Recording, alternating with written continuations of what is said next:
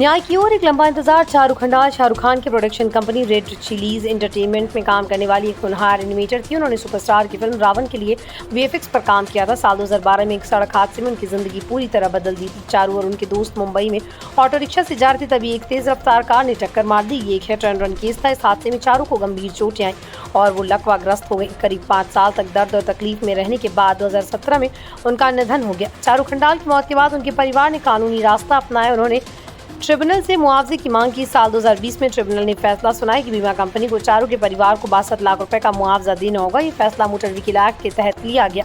हालांकि बीमा company Cholamandalam MS general insurance company limited ने इस फैसले को बॉम्बे हाई कोर्ट में चुनौती दी। उनका तर्क था कि ये मुआवजा बहुत ज्यादा है और इसे घटाया जाना चाहिए। 9 मई 2024 को बॉम्बे हाई कोर्ट की 2 सदस्यीय पीठ जस्टिस गिरीश कुलकर्णी और जस्टिस अद्वैत सेठना ने ये याचिका खारिज कर दी। इस कोर्ट ने साफ तौर पर कहा कि ट्रिब्यूनल के फैसले में कोई गलती नहीं है और बीमा कंपनी की दलीलें उचित नहीं है।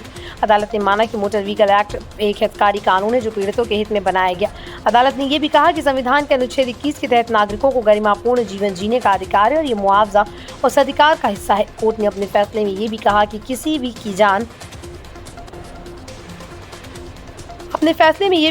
की जान जाने पर कोई भी राशि उसकी भरपाई नहीं कर सकती, लेकिन पीड़ित परिवार की मदद के लिए उचित मुआवजा देना न्याय का हिस्सा है। सुप्रीम कोर्ट के एक पुराने फैसले का हवाला देते हुए हाईकोर्ट ने कहा कि ऐसी घटनाओं में न्याय का उद्देश्य सिर्फ दोषी को सजा देना नहीं होता, बल्कि पीड़ित को यथासंभव राहत पहुंचाना भी होता है।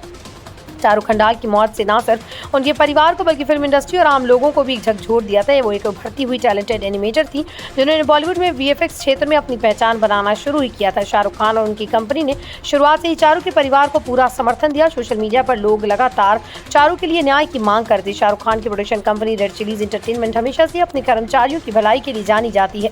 हादसे के बाद कंपनी ने चारू और उनके परिवार को हर संभव मदद की। शाहरुख खान ने व्यक्तिगत रूप से भी इस केस में रुचि हुई और कंपनी की ओर से पूरा सपोर्ट किया।